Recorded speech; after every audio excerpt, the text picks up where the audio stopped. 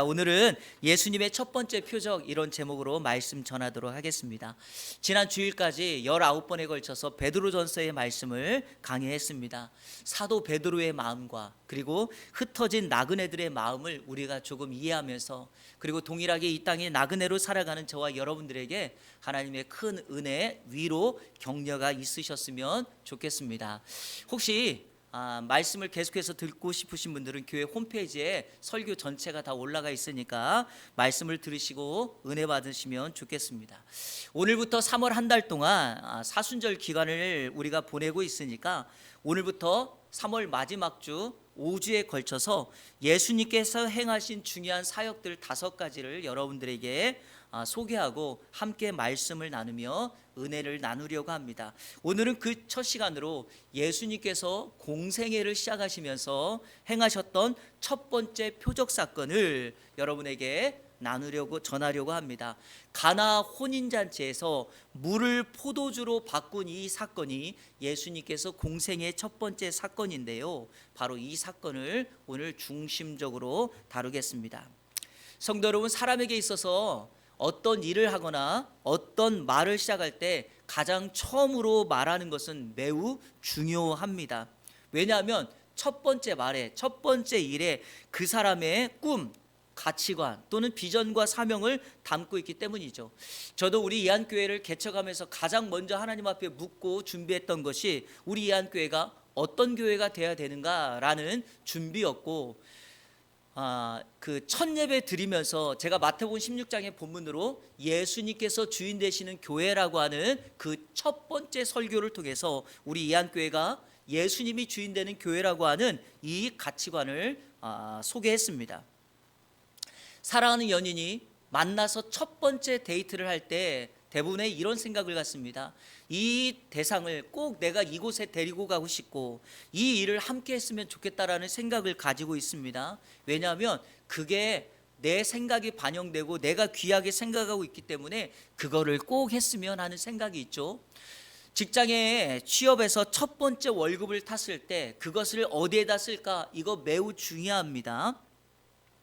어떤 학생들은 대학교에 처음에 들어가서 소개팅을 하려고 정말 불이 나게 준비하는 친구들도 있죠. 이런 의미에서 첫 번째라고 하는 것은 매우 소중하고 중요합니다. 여러분에게 사진 하나 보여드릴게요. 이 사람 혹시 아시나요? 야구 선수 같죠? 예, 미국의 메이저리그 LA 다저스의 왼손 레전드 투수인 클레이튼 커쇼라고 하는 선수입니다. 이 사람은요 2000년대 초반에, 지금도 현역 선수거든요. 2000년대 초반에 사이 영상을 3번이나 수상할 정도로 정말 유명한 선수예요. 올해 제가 기사를 찾아보니까 다른 팀에 갔다가 LA 다저스와 올해 다시 계약을 했더라고요. 이 선수의 독특함은 삼진을 낼 때마다 그 삼진 낼 때마다 돈을 모금하고 그걸 가지고 기부를 해요. 이 커쇼가 2010년도에 고등학교에서 만났던 한 여자, 그 여자와 7년 동안 교제를 하고 결혼을 합니다. 엘렌 멜슨이라고 하는 이 자매와 결혼을 해요. 여러분, 두 사람이 7년 동안 연애를 하고 결혼을 했으니까 부부가 되었죠. 자, 부부가 되어서 이 사람이 가장 먼저 한 일이 뭐냐? 신혼여행을 가지 않았어요. 신혼여행 대신에, 자, 사진 한번 볼까요? 두 번째 사진. 이 커쇼가 자신이 지금까지 돈을 모아서, 그러니까 그때 당시죠, 돈을 모아서 아프리카 잠비아에 고아원을 세웠는데 부부가 되고 난 이후에 첫 번째로 했던 것이 바로 결혼하자마자 잠비아에 가서 이 아이들과 함께 시간을 보내고 선교 여행을 했던 거죠. 혼자가 아니라 부부가 되었을 때 우리 가정이 어떤 모습으로 가정을 이끌어가고 우리 부부가 어떤 생각으로 인생을 가지고 살아갈 것인가에 대해서 이 커쇼 부부가 자신들의 의지와 결단을 가장 부부가 되어서 첫 번째로 한 일로 담고 있는 것입니다. 참 멋지죠? 이런 부부가 되기를 축복합니다. 목사님 이미 결혼했는데 어떻게 하죠? 지금 하시면 됩니다. 지금 하셔서 여러분들의 한 주의 첫 시작을, 하루의 첫 시작을 어떻게 할 것인가 하나님 앞에 기도함으로 결단하시면 됩니다. 여러분, 오늘 본문이 예수님의 공생의 첫 번째 사역이죠. 바로 그 첫 번째 사역에 예수님께서는 자신의 생각과 자신이 이 땅에 오신 목적을 담고 있죠. 자, 먼저 여러분에게 설명할 것은 이 사건을 기적이라고 하지 않고 표적이라고 했다는 것입니다. 자, 11절 말씀 이렇게 시작하죠. 예수님께서 이 첫 표적을 행하심에, 이렇게 말합니다. 여러분, 표적이라고 하는 말이 헬라어로 세메이온이라는 말인데, 이 말은 표시 또는 표적이라는 거예요. 영어로는 사인이에요. 사인. 여러분, 사인에는 뭔가 의미를 담고 있지 않습니까? 표적이라는 말에는 두 가지의 뜻이 있어요. 그 하나가 뭐냐? 기적이에요. 기적. 여러분, 표적은 기적 아닙니까? 물을 포도주로 바꿨으니까 기적이 일어난 거죠. 하지만 표적이라는 말에는 또 하나의 의미가 담겨 있죠. 바로 그 기적에 영적 의미가 있다는 것입니다. 다시 말하면 물을 포도주로 바꾼 기적을 일으키고, 그 기적에 우리 주님께서 무엇인가 사람들에게 전달하고 싶은 메시지가 담겨 있다는 거죠. 그 메시지가 뭘까요? 바로 예수님이 누구이냐라는 것을 백성들에게, 사람들에게 말하고 싶었던 거죠. 그리고 내가 이 땅에 온 이유가 무엇인가를 바로 물이 포도주로 바꾼 이 사건을 통해서 인류에게 말하고 싶었던 것입니다. 자, 그러면 가나 혼인잔치에서 물을 포도주로 바꾼 이 표적 사건을 통해서 예수님이 자신을 누구라고 소개하는가? 세 가지를 통해서 함께 은혜를 나누도록 하겠습니다. 첫 번째, 한번 따라 볼까요? 예수님은 혼인잔치의 주인공이다. 이거를 좀 더 바꾸면 이렇게 말할 수 있어요. 진정한 혼인잔치의 신랑이에요. 우리 성경 1절과 2절을 다 같이 읽겠습니다. 시작. 사흘째 되던 날 갈릴리 가나에 혼례가 있어 예수의 어머니도 거기 계시고 예수와 그 제자들도 혼례의 청함을 받았더니. 아멘. 결혼식의 초대를 받았다는 것은 결혼하는 가족들과 친척이나 가까운 지인이라는 것을 알 수가 있습니다. 모르는 사람 결혼식에 갈 수 없고, 모르는 사람 결혼식에 초대하지 않습니다. 요즘 유행하는 말이 하나가 있어요. 프로 불참러라는 말 혹시 아세요? 프로 불참러?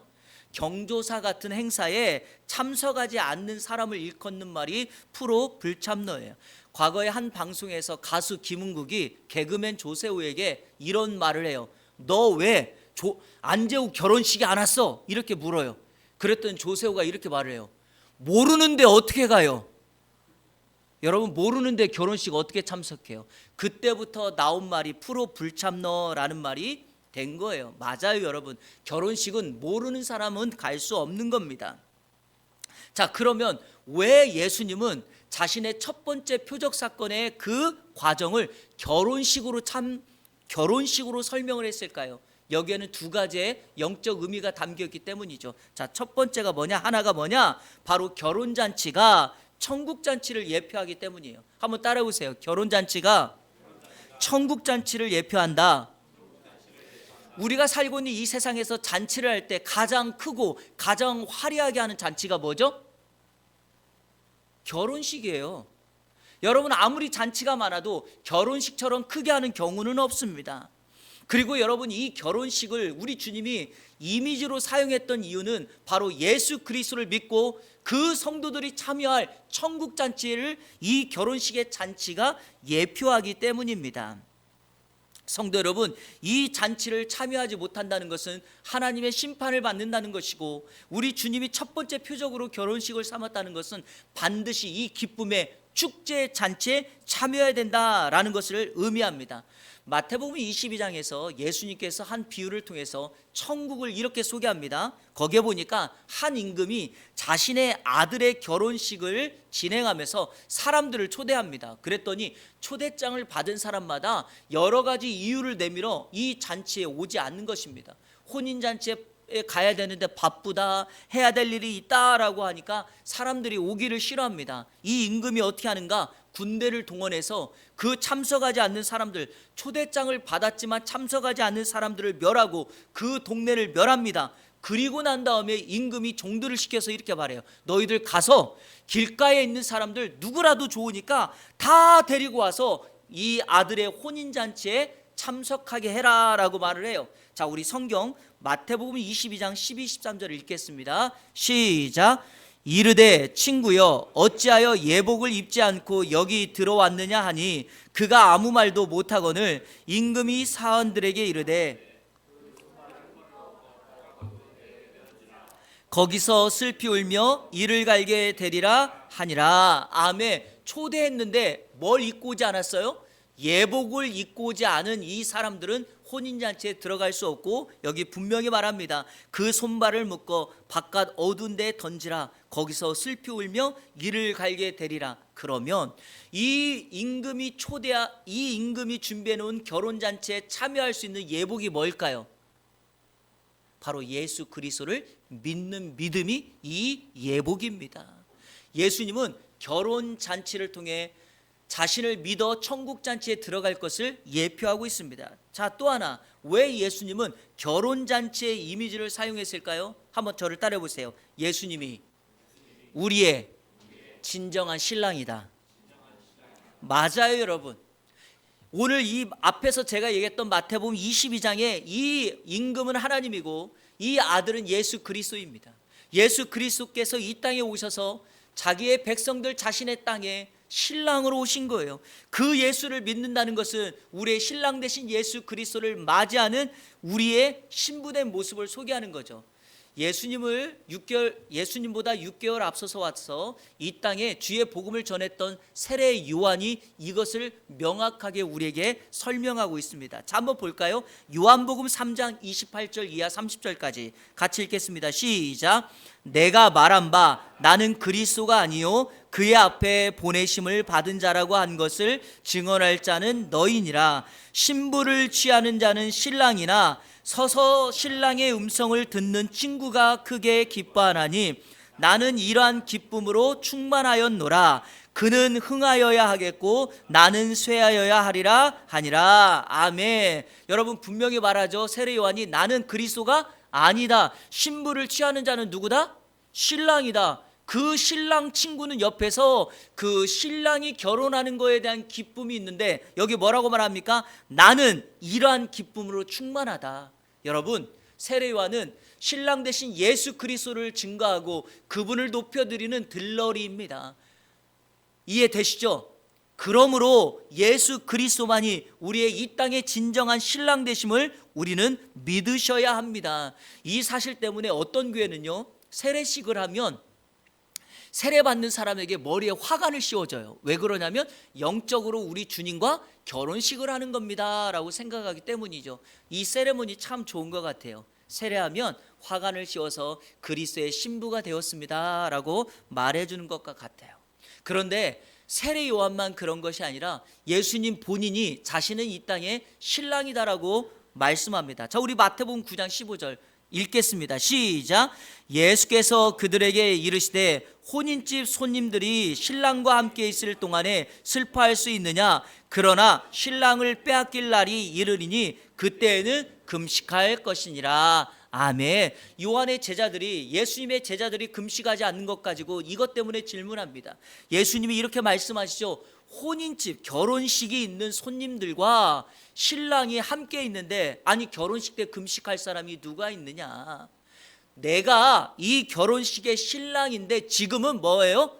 기뻐할 때고 이 신랑과 함께 교제할 때라는 거예요. 하지만 신랑을 빼앗길 날이 온다 그랬죠. 그날이 언제입니까, 여러분? 예수님의 고난과 십자가의 죽음의 때, 그때는 뭐 해야 됩니까? 금식하는 때죠. 예수님은 자신이 이 땅에 신랑으로 오셨다라고 분명히 말합니다. 사랑하는 성도 여러분, 왜 예수님이 결혼식을 예표로, 왜 결혼식의 이미지를 사용했을까요? 이 땅에 우리 주님은 진정한 신랑으로 오셨기 때문에 우리가 그분을 믿고 따름으로 우리는 그 신랑을 맞이하는 신부로 준비해야 될 줄로 믿습니다.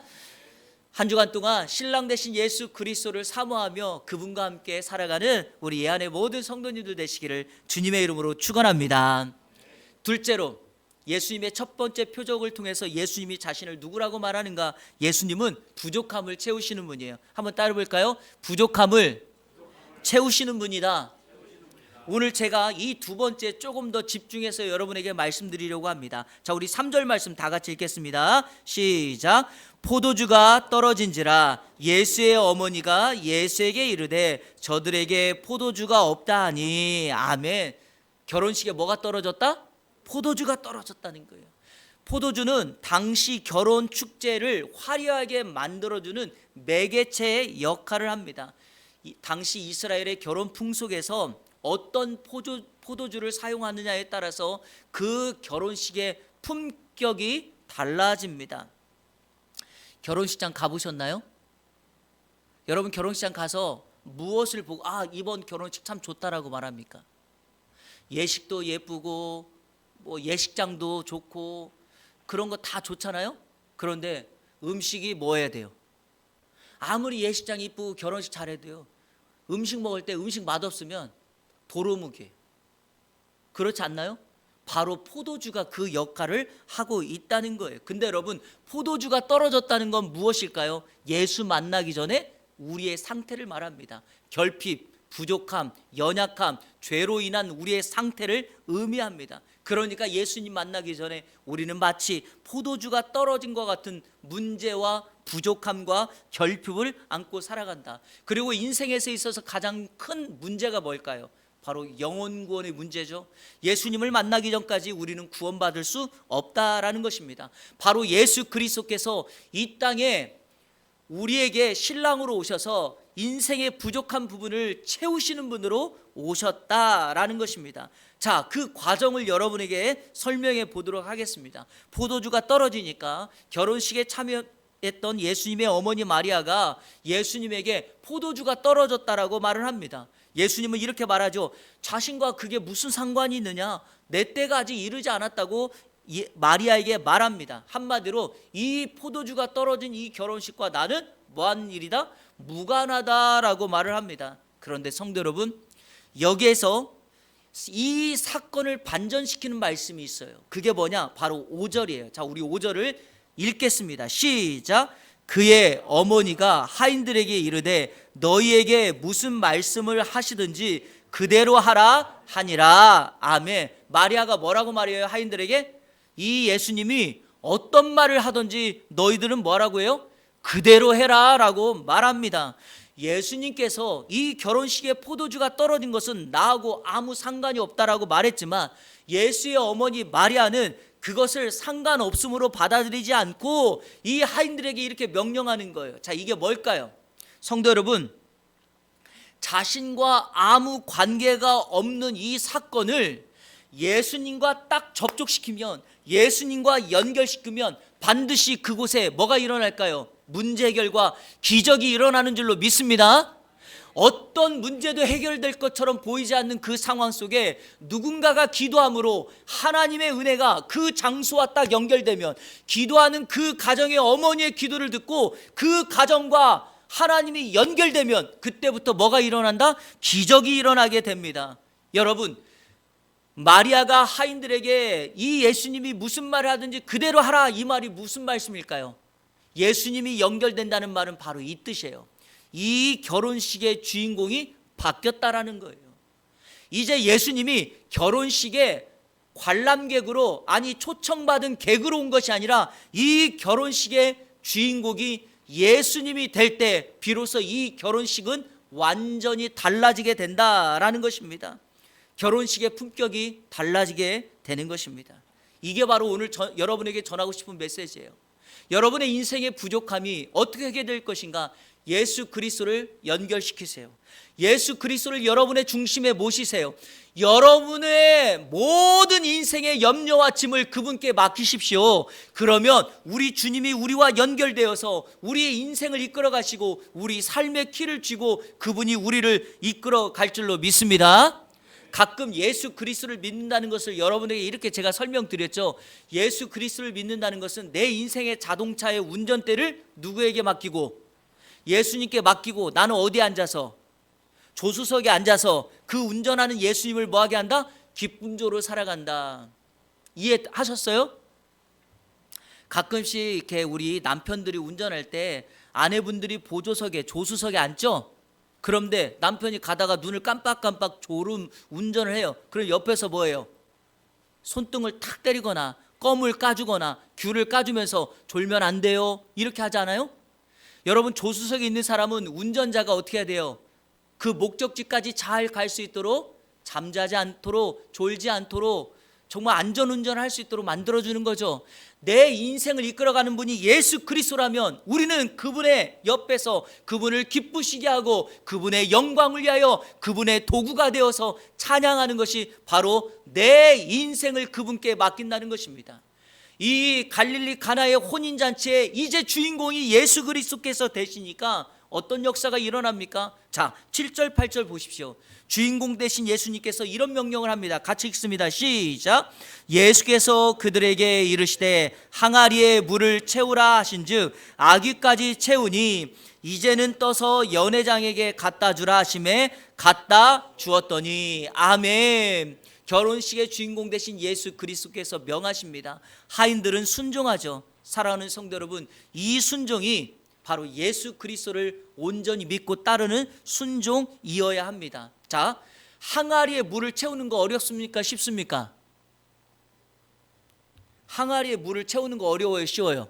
쉽죠? 자, 그런데 이 항아리에 채웠던 물을 떠다가 결혼식 행사를 주관하고 있는 그 플래너인 연회장에 갖다 주는 거 쉽습니까? 어렵습니까? 어렵죠. 아니, 포도주를 달라고 하는 사람에게 물 떠다 주니까 이게 할 수 있는 일이에요? 이거는 어려운 일입니다. 그러나 여기에 우리의 핵심 포인트가 있습니다. 성도 여러분, 믿음의 순종은 내가 할 수 있는 일만큼만 하는 게 아닙니다. 믿음의 순종은 그 명하시는 분이 누구냐에 따라서 그분을 온전히 신뢰할 때 내가 할 수 없는 일도 온전히 순종하는 것이 진정한 순종입니다. 이 하인들이 예수님의 그 말씀에 따라 순종했더니 뭐가 일어나요? 기적이 일어나게 됩니다. 그 기적 사건을 오늘 9절 10절에 이렇게 소개합니다. 같이 있습니다. 시작. 연회장은 물로 된 포도주를 맛보고도 어디서 났는지 알지 못하되 연회장이 신랑을 불러 말하되 사람마다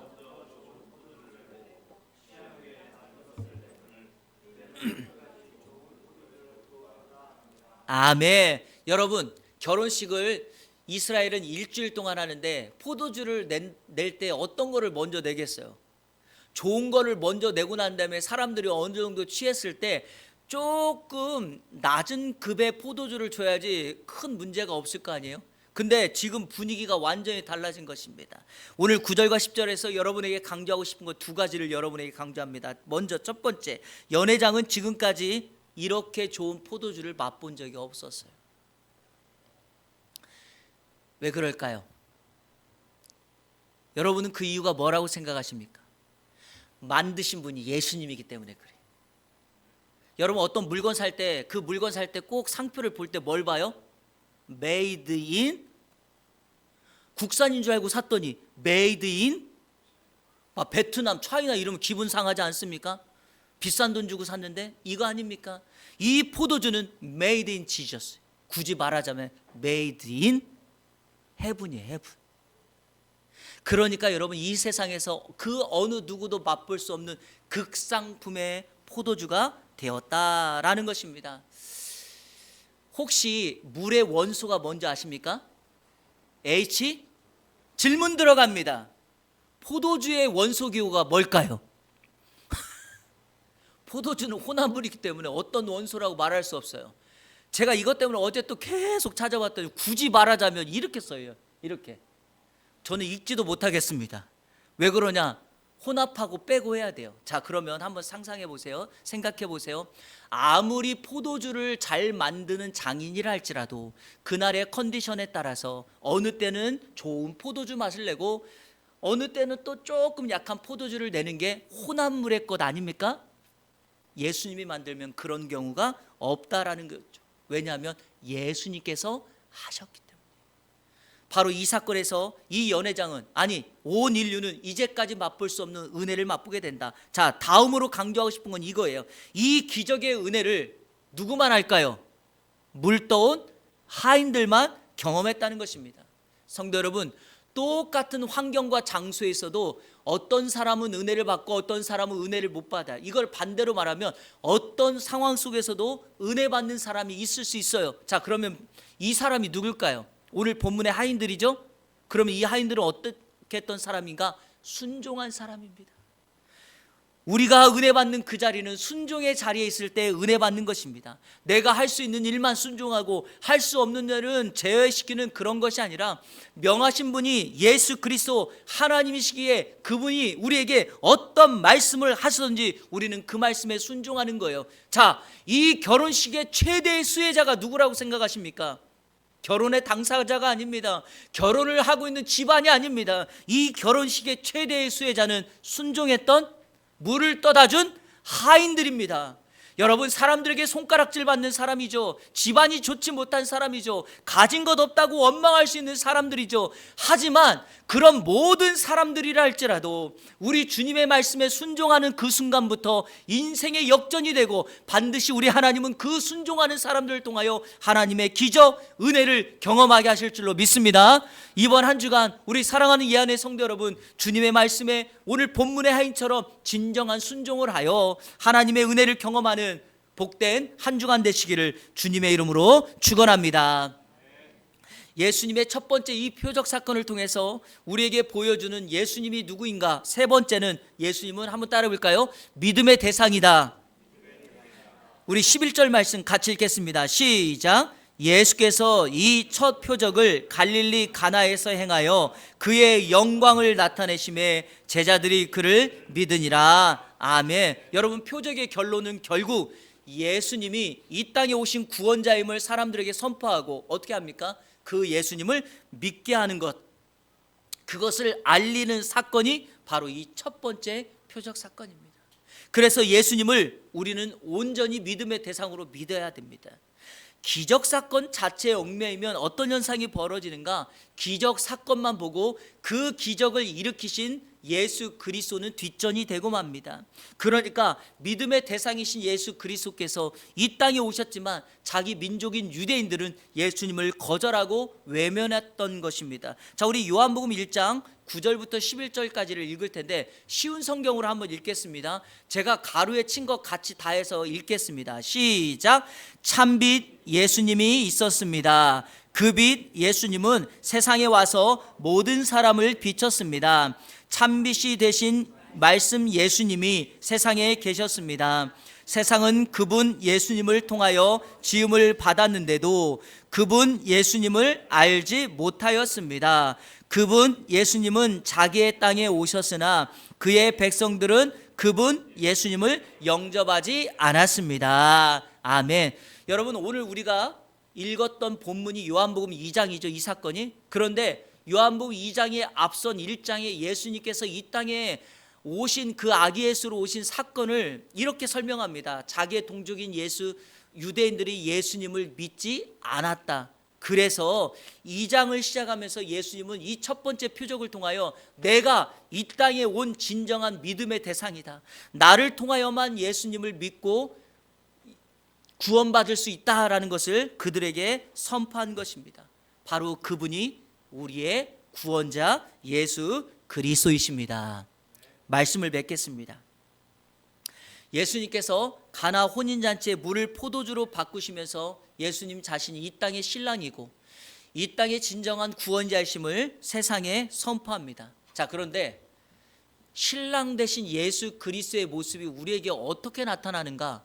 놀라운 게요, 그분이 이 세상에 다시 오실 때 우리에게 신랑으로 오신다라고 약속하셨습니다.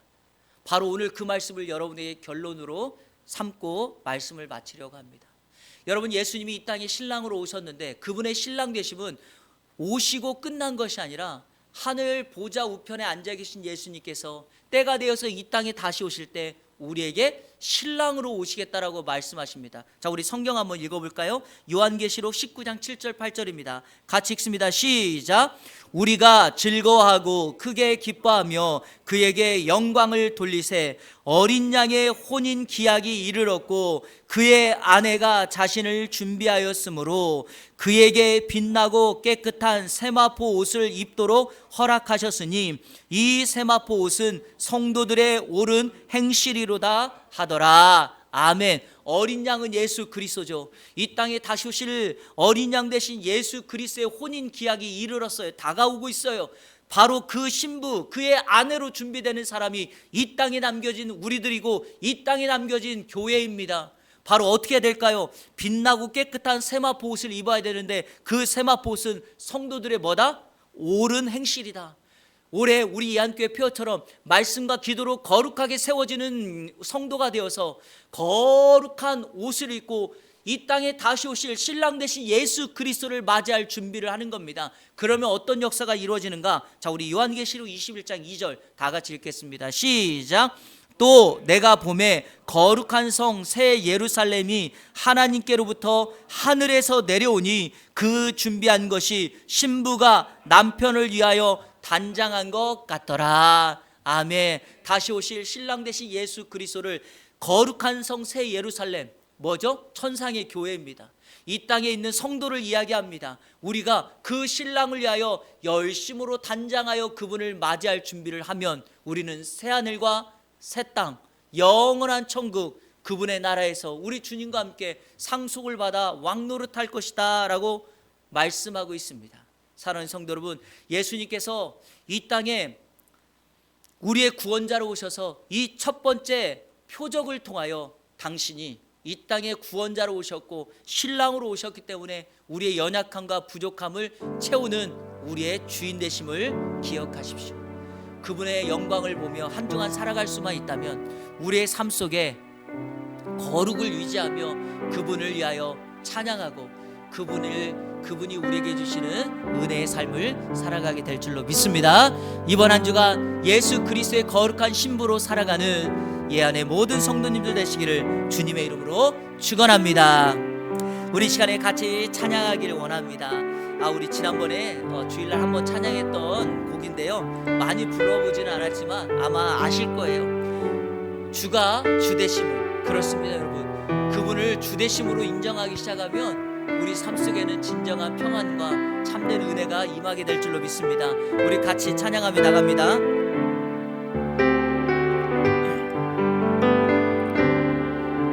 내 손에 들려있는 지팡이 사용하셔서 주님만이 주 되심을 나타내소서. 맡겨진 신사명을 감당할 힘을 주시고 주 이름만 높이게 하소서. 완악한 세상에서 믿음을 지키는 자로 선하신 주 의지하여 살게 하소서. 거룩한 세상으로 구별된 주의 자녀로 주 이름만 따르게 하소서. 나의 하나님 그는 여호와, 나의 하나님 그는 여호와, 유일하신 이를 그 위대하신 찬양해. 세상 속에서 구별된 자로 주가 주 되심을 나 선포하리라. 우리 처음부터 다시 한번 찬양합니다. 내 손에 들려있는 지팡이 사용하셔서 주님만이 주 되심을 나타내소서. 맡겨주신 사명을 감당할 힘을 주시고 주 이름만 높이게 하소서. 완악한 세상에서 믿음을 지키는 자로 선하신 주 의지하여 살게 하소서. 거룩한 백성으로 구별된 주의 자녀로 주 이름만 따르게 하소서.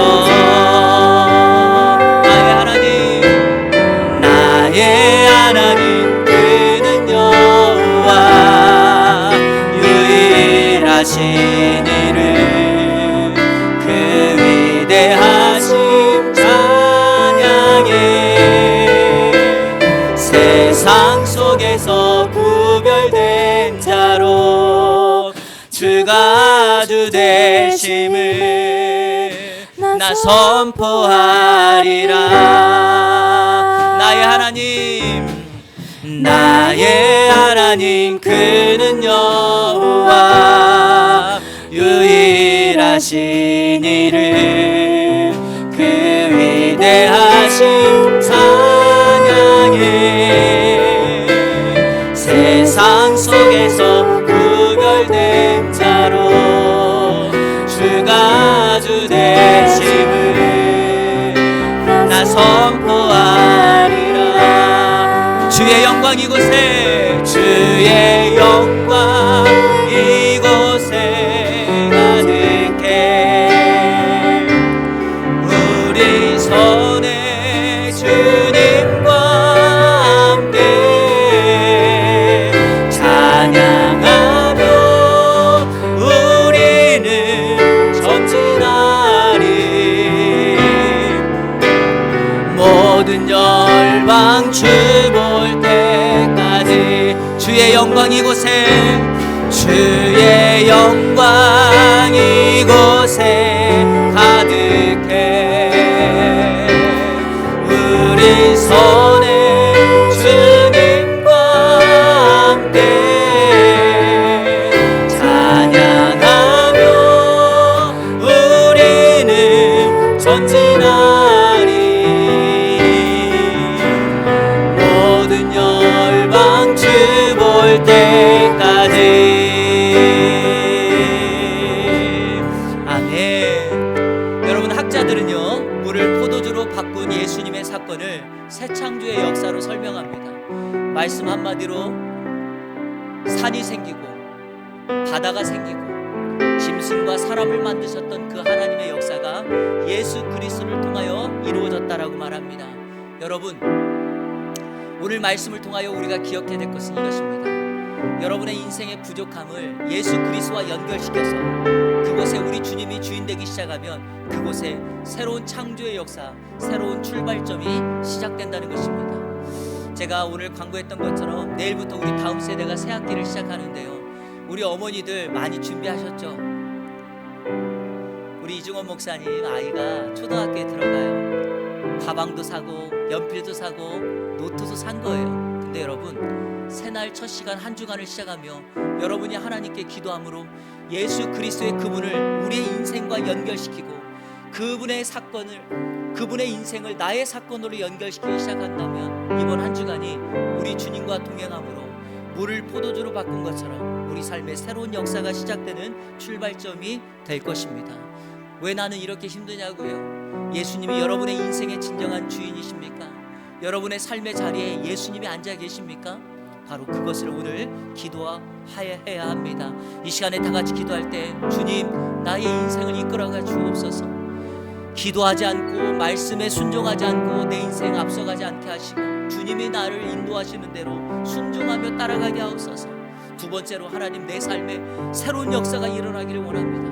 내 육신의 연약함에, 그리고 내 가족들의 사업장과 일터와 학업의 현장에 하나님의 역사가 연결되어서 새 창조의 역사가 일어나게 하시고 하나님의 은혜를 경험케 하여 주시고, 특별히 우리 이 안에 다음 세대가 새 학기 동안에 하나님의 은혜를 경험하고 좋은 만남을 가질 수 있게 하여 주옵소서. 우리 시간에 다같이 동성으로 기도하며 결단하며 나갑니다. 기도하겠습니다. 좋으신 아버지 하나님, 감사합니다. 3월의 첫 번째 주일을 구별하여 영과 진리로 예배하게 하시고 오늘 예수님의 공생의 첫 번째 표적 사건을 살펴봄으로 인하여 예수님께서 우리 인생의 주인공으로, 예수님께서 우리의 부족함을 채우시는 분으로, 예수님께서 우리의 믿음의 대상으로 이 땅에 오셨음을 고백하며 나아갑니다.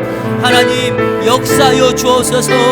사람들은 안 된다고 말하지만 기도하는 우리들은 그 공동체에서 진정한 순종의 삶을 살아감으로 주님 앞에 나아갈 수 있는 우리의 인생이 될 수 있도록 인도하여 주옵소서. 안 될 것 같고 어려울 것 같은 그 상황 속에서 예수 그리스도를 내 삶과 연결시킴으로 관련 없는 그 일을 우리 주 단련시킴으로 말미암아 우리의 삶을 변화시키고 나아가는 귀한 은혜의 삶을 살아갈 수 있도록 인도하여 주시옵소서. 주의 영광을 보게 하여 주옵소서. 우리의 다음 세대를 축복합니다.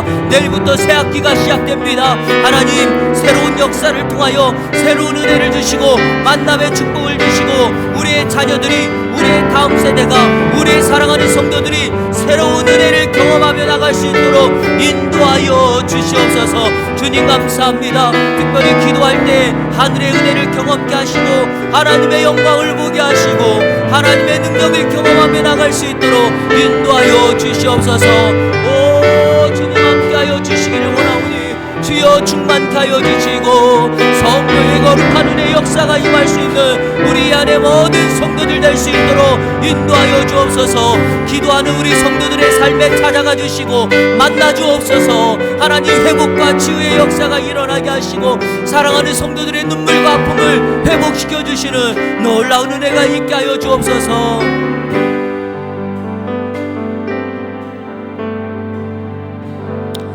하나님 감사합니다.